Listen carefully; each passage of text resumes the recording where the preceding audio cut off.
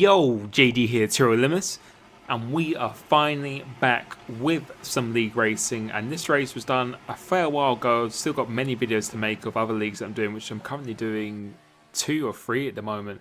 But this is Inside Line Racing, round 3, and we're at Spain, Catalonia here today.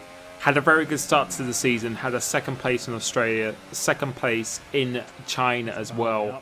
And yeah, I've been, as I said before, just really been trying out my game, and especially in qualifying, which we're on now, which is going to be a one-stop strategy here on the softs to the mediums, starting the lap now, or finishing my first lap. And I was just so hyped for this race. Feeling really good, feeling very strong around this track. This is one of my favourite tracks on the game itself. So coming into the end of turn 1, trying to navigate through here now.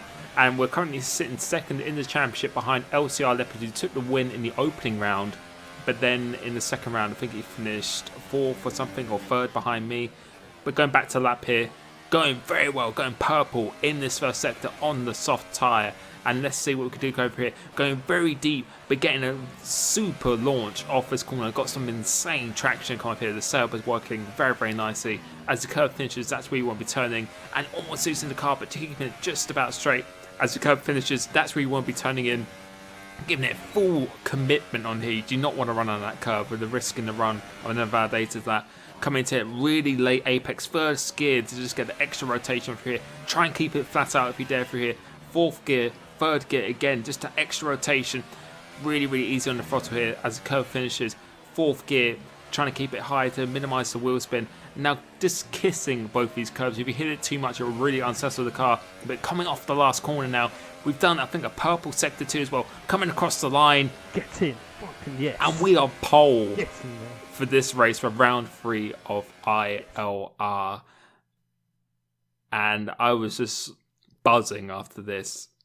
I said before, qualifying has been a big weakness for me ever since really being on the wheel. But recently, I've been turning that around, and that was an insane lap for me personally to get pole position in ILR, out qualifying people like Syra, Leopard, Joe. All the big guns are here, really, other than Surprise and Simon, you'd say. But that was actually faster than the pole lap in AOR last season. So feeling very good here. And now just fully focused on just trying to get a good race. And yeah, literally just, I really do feel I'm just driving at a different level, a massive step up in what I've had done previously. And that's just through all the work I've been doing outside the game. It's really starting to pay off. But now we've got to focus on 4 lights, 5 lights, trying to get a good start here, which Syra always gets a good start. And we actually do. We actually get a very good start. But Syra has got an absolutely insane start. I think we had the 2nd best start on the grid now. I'm going to try and fight down into turn 1, but he dies standing inside. We actually go into the back of him. Could have actually got some damage there. And now we have to slot into 2nd place. But I was just being calm here. I knew the race was long. It's a 33 lap race here. So it's one of the longer races on the calendar. And I just knew the pace I had within the car, both in the setup and just how I was driving around here in practice. Quite a bit of practice for this one. I knew it was working very well around here. So I knew I just had to be patient and just really just pick my opportunities, because there's no point really trying to fight too much now, because it's very easy to get a penalty around here as well. And tyres are pretty sensitive on the soft tyre, which is the reason why you have to go on this tyre really. And yeah, just asking for the weather report, because I didn't actually check it before the race. It could have actually been wet towards the end of this race, but the setup was really built for this anyway. It's a very stable one. And yeah, right now I'm just trying to conserve my fuel and ERS, just put it down to low or no ERS, and just trying to follow Syra at this point and just wait for a mistake, wait until his tyres go off. And you want to be ahead going to the last corner of the last lap. You do not need to be ahead for 32 laps of the race. You just don't need to do that. And you can see here, putting it back down to lean and no ERS, which really does save the tyres as well. And you can see he's squirming around a little bit as well. But I think also as well, not only just the pace I've definitely improved in my driving, it's just been a lot smarter in how I drive as well. And doing stuff like this, it just really helps so much. You can see we've hardly lost any fuel at all. We've almost got a full bar of ERS, but now the tyres are starting to get a little bit twitchy, and this is really excuse me, this was really the time I felt it was time to actually start really putting him under pressure, because we've got a little bit of a train behind, so Pinecone, Joe and Leopard, I believe, in that train, who I'm fighting for the championship, because I'm going for the championship in this league. And it was time to really start putting Syra under pressure. As you can see, he's actually gone out wide slightly here, and I just knew I just really just got to try and just keep hassling him in this sector 3, and if I can do that, you can see he's going a little bit offline here, and we just seem to just definitely have more pace at this point in the race. We just have more confidence on the traction, on the turning. You see, we're almost pushing him around this last chicane. Again, a very nice exit of this now, and this should be a very good opportunity going into turn 1. So he's going to defend pretty aggressively, which he does. He's got a very aggressive driving style. You can see using all maximum of the car, and Rich and overtake, going around the outside, and that is us back into the lead. And now it was just trying to get out of this DRS zone and just trying to extend this stint as much as possible, because tyre life is just absolutely key around here. It was just about just extending it as much as possible. You can see we're just outside the DRS zone now, and you can see coming off the last corner, we just managed to just actually just get away. We're actually almost outside DRS, actually setting the quickest lap of the race for me with 20.5, and lap 11 is a pretty good lap at that point in the race. And now coming off here now, I think a few people have actually started to pit, who Pinecone behind me and Syra. So a couple of people elected to stay out, of which I think is Syra and Snaz even elected to stay out. And now we're going to go in the pits on the very next lap itself. So come in here, try and spot the braking point, because you do not want to get a drive-through penalty. And so far, we've just been managing this race pretty much to perfection, really. Just the pace is very good, managing the tyres and the fuel ERS. Got so much fuel in ERS left. We're in a very, very strong position, and we're going to have the joint freshest tyres going towards the end of the race. KJ Gamer has gone on again, which he always decides to do. Another strategy, it seems. But coming out of here, we actually got a slight overcut on Pinecone, because the mediums just take so long to heat up. But I knew this was so crucial to try and keep him behind now. If we can stay in front of Pinecone here, then I think it's almost guaranteed that we're almost going to win this race. Because, as I said, the mediums, they just take a good lap or 2 laps to really get up to temperature. And now, if I can just stay ahead of him and make his tyres suffer, because you get a little bit of dirty air and it unsettles his car quite a bit. So he tries to go around the outside of me now, just managing to block it off quite nicely.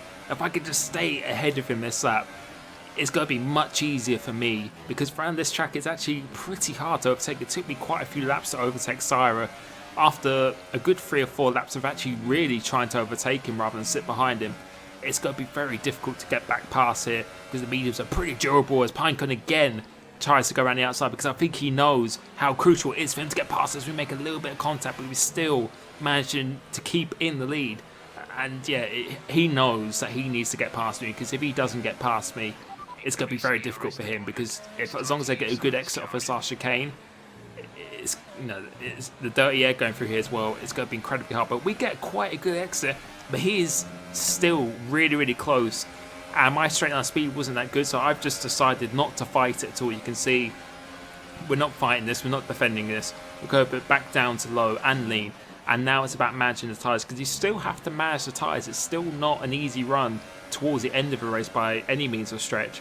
You still have to manage them, and now we've got Joe behind us, but luckily the likes of Snazzy Evening and Syra, who've got the same freshness of tyres as me, they're actually quite a way behind at this point. So again, like the first stint, I was really just taking my time, and it's just the race management. As I said, it's not just the pace or just the raw speed that I've definitely improved on. It's just really knowing when to pick my moments and just being a lot more intelligent in my driving, which something I did have quite a bit when I was back in the days on the pad or an AWR and stuff. I definitely knew when to choose my moments, when to push, when to conserve energy.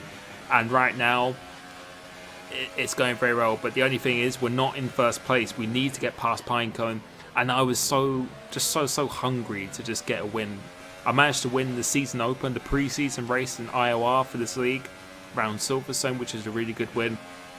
But I want to win this championship, and I know getting wins is really going to help me massively trying to achieve that target. So we're going to try and put the pressure on him now. We've actually started to put the car up a little bit, because you can see we saved all our fuel really to the end of the race, and now we are pushing back into hot lap and Rich. No ERS through the corners, because there's no real need. It's just a bit of a waste to do that, and back into hot lap again. I've decided now this is the time to actually start pushing him. If I can get him within 10 laps to go, I'm confident if I can get past him, then it's going to be very difficult for him to actually re-overtake me. And again, pushing him round this corner, so we definitely have more pace than him at this point in the race, and we just need to just try and attack him and just force him into mistake as much as possible, because he actually hasn't got a penalty, neither do we. I think we've only got one warning this race ourselves, so we're doing a pretty good job on a warning. But you can see it's pretty hard to get a good exit, and we're reasonably close this time, so this is probably the closest we have been so far in the stint. Now we've actually started to leave OMGH Joe a little bit behind. He seems to be struggling to actually keep up with us, and now Pinecone's defending, and we're going to go around the outside of him, thinking about the outside, but again, he's quite an aggressive driver, so I knew he'd probably fight this quite hard, and really just testing to see how late he's willing to brake, because he's still got a good 9 laps to go. It's really just trying to test him out of how desperate he is to really try and defend this, just seeing how far he's going to push it, if he's risking of getting any damage from anything at all. Maybe could have gone down the inside there as well, but I really think my best opportunity is probably on the middle DRS straight, which we're coming up to, or the very last, coming off the last corner onto the main straight. And you can see this is the closest that we have been now, and this is the corner I'm talking about. There's a good opportunity to try and get him into here, and we're going into high. Maybe thinking about it, just really trying to offset him a little bit, just to see if he makes a little bit of a mistake, which he doesn't. He goes a little bit out wide, but that allows Joe to actually get within my DRS again. But this is the sector, these are the corners that I need to get close to him. If I can get close to him here and just fill up his mirrors on my front wing, then maybe he will make a mistake. But again, we're almost pushing him around this corner, but it's so hard here. If you just miss that fraction of turning, which we just did there, you can see how much further ahead he is. And he's got quite a slippery car in a straight line. And my car's not really built for the straight, it's built mainly for the corners itself. So we're going to go around the outside again, thinking about it a bit more this time to see how much room he leaves me, which he does. He actually leaves me quite a bit of room, so he's not as aggressive as I thought he was necessarily going to be. So he's a very, very fair, clean driver. So I knew there was a potential opportunity there, because he didn't really brake too late for that corner, left me some room on the outside. So that's just a mental note that I took to see that is definitely an overtaking opportunity I can take. But again, I just want to just hassle them as much as possible, because the guys behind OMGH Joe, I don't want Joe to beat me in this championship, because he's actually missed the first 2 races or didn't get points in the first 2 races. I can't afford for him to actually start beating me in this championship itself. We're coming off this corner now, and we've got an insane run, and he doesn't defend down the inside. And this is what I was talking about. This is definitely an opportunity that I could have done. He tries to make the switch back on me, but we just get much better traction. And now this is an opportunity. This is the first time I can actually see if I can get away with the pace I have, and just with the tyre life and the setup I'm running, to see if I can just break out of it. We actually miss these corners a little bit too badly. You can see the white arrow is going away, but his car in a straight line is still very, very quick. And we're going to defend this just to see if we can just still stay ahead of him, but I don't think it's going to be enough. And you can see in the straight line, his car is very, very quick in a straight line, but throughout the corners itself, we have definitely got the advantage through the corners here. And you can see the dirty actually pulls away ever so slightly, but again, it's coming to crunch time now. We've only got 6 laps of this race to go, and I was getting not concerned, but very, very anxious to get past him, because I just knew I needed to get past him quickly, because you can see that gap. The group behind is actually catching with the likes of Leopard, my championship rival, and Snazzy Even, and we actually get our second warning as well, so we cannot afford to get another warning in this race. If we do, it's actually going to be a penalty, and I don't believe these guys have penalties at all. But now this time, we are actually really going to try and see what we do. We're braking super, super late this time, actually making a little bit of contact, but we actually got back into the lead. And I was testing that for a few laps before, and this time I decided to go for it and pulled it off very, very nicely. A little bit of contact with Pinecombe, because I don't think he was actually expecting me to really go that hard into the corner.